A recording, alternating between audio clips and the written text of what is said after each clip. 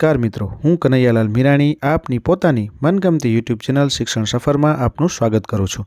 આ ચેનલ ઉપર શૈક્ષણિક માહિતી, અભ્યાસક્રમ, શિષ્યવૃત્તિ પરીક્ષાઓ, સરકારી યોજનાઓ, સ્પર્ધાત્મક પરીક્ષાઓ તથા કમ્પ્યુટર અને ટેકનોલોજીને લગતા વિડીયો અપલોડ કરવામાં આવે છે। હજી સુધી તમે જો આ ચેનલને સબસ્ક્રાઇબ ના કરી હોય તો સબસ્ક્રાઇબ કરી દેજો, તમારા મિત્રોને શેર કરી દેજો અને બેલ આઇકન દબાવી દેજો જેથી અમારા નવા વિડીયોની અપડેટ આપને મળતી રહે। नमस्कार मित्रों, आज आपणे धोरण 8 नी अंदर जे नवी स्वाध्याय पोथी है भाग 1 एना गणितनी अंदर चालो याद करिए। एना पाना नंबर 21 થી 22 सुधीनुं संपूर्ण सोल्यूशन है ये आपणे आ विडियोमां जोवाना छीए। अगाऊ आपणे आ चेनलनी अंदर पाना नंबर 1 થી करीने 20 सुधीनुं चालो याद करिएनुं गुजराती विषयनुं जे सोल्यूशन हतुं ए आपणे आ चेनल पर मूकेलुं छे। जो तमे हजी सुधी ए विडियो ना जोया होय तो जोई लेजो अने साथे साथे आ चेनल हजी सुधी जो तमे सब्सक्राइब ना करी होय तो सब्सक्राइब कर देजो अने बेल आइकन पण दबावी देजो जेना कारणे अमारा नवा विडियोनी अपडेट तमने मळती रहे अने तमारा मित्रोने पण शेर कर देजो।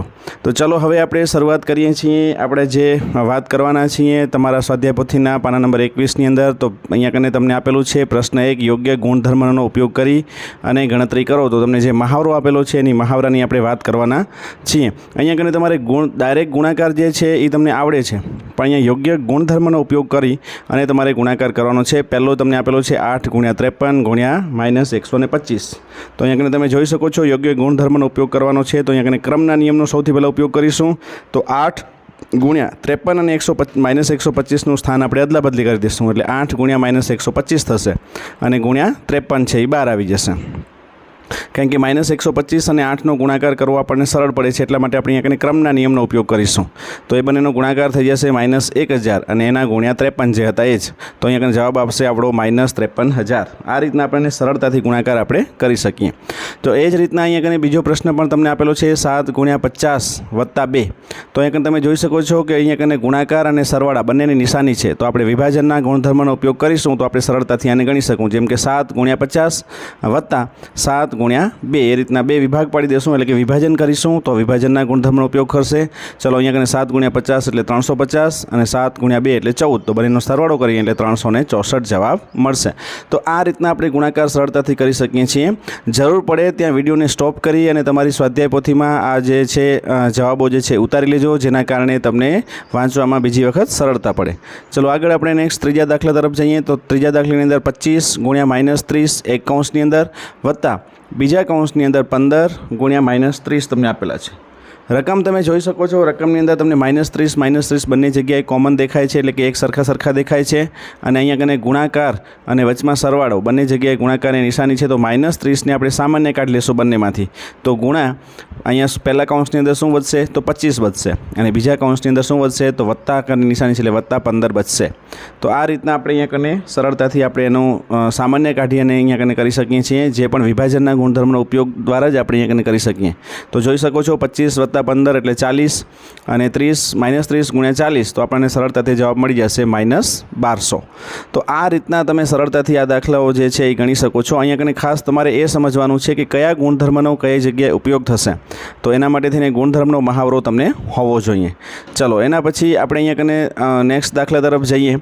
તો નેક્સ્ટ દાખલો જે છે એ ચોથા નંબરનો પ્રશ્ન જે છે એની આપણે વાત કરીએ કે 17 × -29।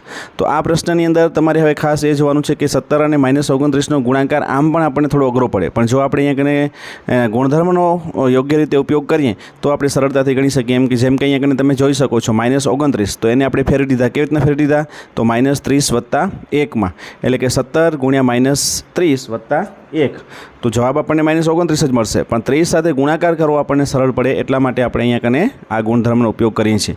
હવે આપણે અહીંયા કને તમે જોઈ શકો છો ગુણાકાર ઉપર સરવાળાના વિભાજનના ગુણધર્મનો ઉપયોગ કરીશું એટલે કે 17 × -30 કરીશું અને વત્તા 17 × 1 કરીશું જેના કારણે ગુણાકાર બહુ સરળતાથી કરી શકીએ। તો 17 × -30 એટલે -510 અને 17 × 17। હવે આ જે છે એક માઇનસ છે બીજું પ્લસ છે એટલે બાદબાકી થશે તો અહીંયા જવાબ આવશે 493 પણ માઇનસ આવશે મોટાની નિશાની થશે।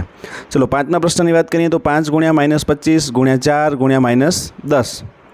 તો અહીંયા કને તમે જોઈ શકો છો કે આનો ગુણાકાર જે છે એ આપણે સળંગ રીતે આ રીતના કરી શકીએ। ખાલી આપણે સ્થાનની અદલા બદલી એટલે કે ક્રમનો નિયમ જે છે અહીંયા કને આપણે લગાવીશું તો 25 × 4 કરી દઈશું અહીંયા કને અને 5 ગુણ્યા -10 કરી દેશું. એટલે અહીંયા કને ક્રમની અદલા બદલી કરશું, એટલે કે ક્રમનો નિયમ વાપરશું તો સરળતાથી ગુણાકાર આપણે કરી શકશું. જેમ કે 25 ગુણ્યા 4 એટલે 100, એટલે -100 અને અહીંયા કને આવશે -50 અને એ બંનેનો ગુણાકાર કરીશું તો જવાબ આપણને આવશે 5000. તો આ રીતના તમે સરળતાથી ગુણાકાર કરવા માટેના ગુણધર્મો જે છે એ આપણને સૌથી અગત્યના છે.